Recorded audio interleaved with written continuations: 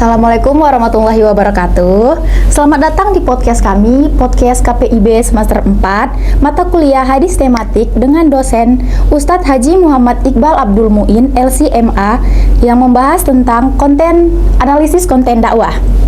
Saya, Widya Husaina Hasibuan, akan menjadi host pada acara kali ini. Bersama saya, seorang narasumber yang akan memberikan wawasan tentang cara menjelaskan hadis dalam pembentukan opini publik dalam dakwah digital terkhusus televisi. Mari kita sambut Saudara Aulia Fatur Rahman. Assalamualaikum. Assalamualaikum Widya.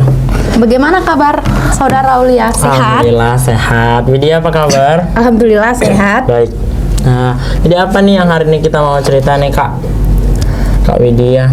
Sekarang cerita kita akan membahas topik bagaimana tanggapan Saudara Fatur terkait penggiringan opini yang terjadi dalam dakwah di televisi.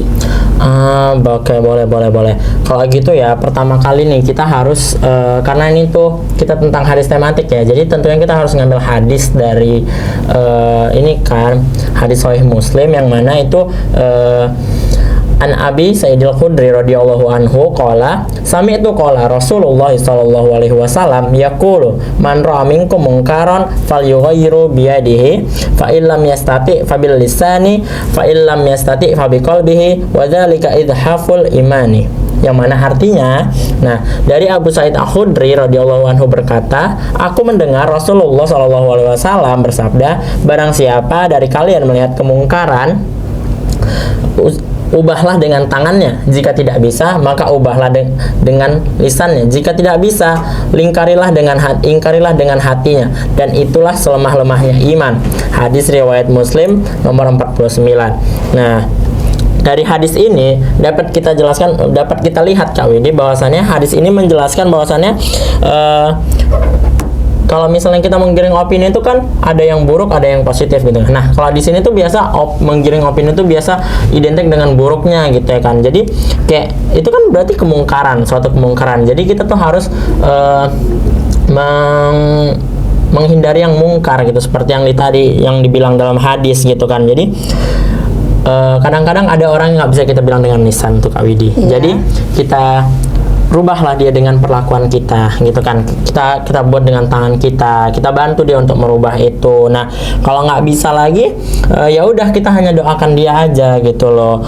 Jadi kalau misalnya lah nih dalam konteks dakwah digital tuh ada seseorang yang menggiring opini publik gitu kan, ya udah kita sebagai orang misalnya kita kenal, kita bisa langsung telepon nih orangnya gitu kan. Tapi kalau misalnya kita nggak kenal, kita bisa balas cuitan dia, misalnya dia ngomong apa di media itu kita bisa langsung bilang gitu kan, kayak kita balas di situ, kita komentar apa sebaiknya gitu sih Kak Widi. Nah, apakah ada contoh hadis lainnya?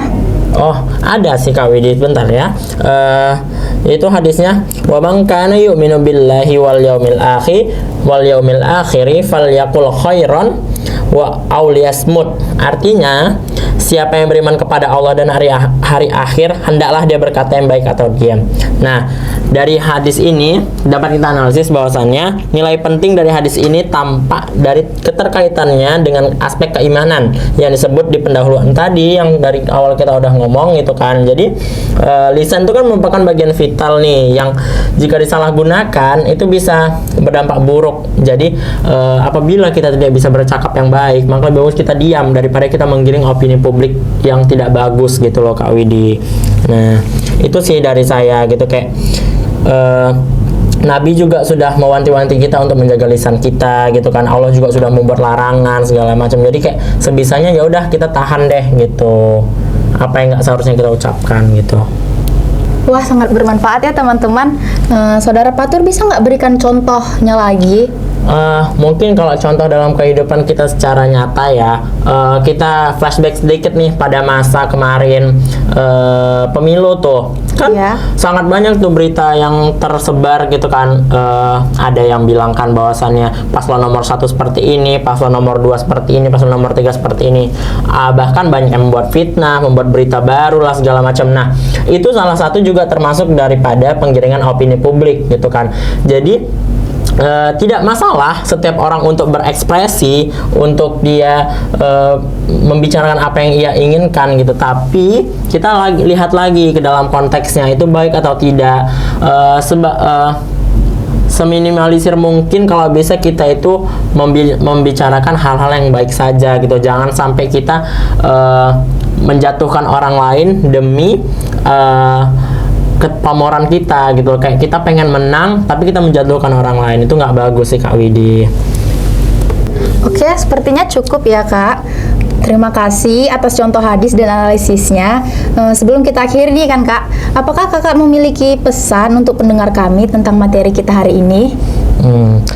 Mungkin ya pesan saya sedikit itu kayak ayolah mari sama-sama kita sebagai umat Islam ya, tentunya kita menjaga sikap, menjaga perkataan, apalagi menjaga tangan kita nih. Sekarang tuh bukan lagi mulutmu harimaumu, tapi udah tanganmu itu harimaumu gitu kan. Dan udah berapa banyak orang coba yang karena cuitannya, karena komentarnya itu dipanggil polisi, kena hukum, undang-undang ITE segala macam. Jadi ya kita tuh bagus-bagus aja jadi orang, ya jangan banyak tingkah lah gitu kan. Kayak kita ngomong yang bagus, kita berkelakuan yang baik gitu aja sih Kak Widi. Mungkin saja dari saya gitu kan.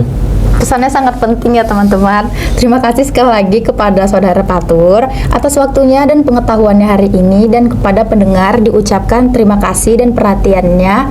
Wassalamualaikum warahmatullahi wabarakatuh.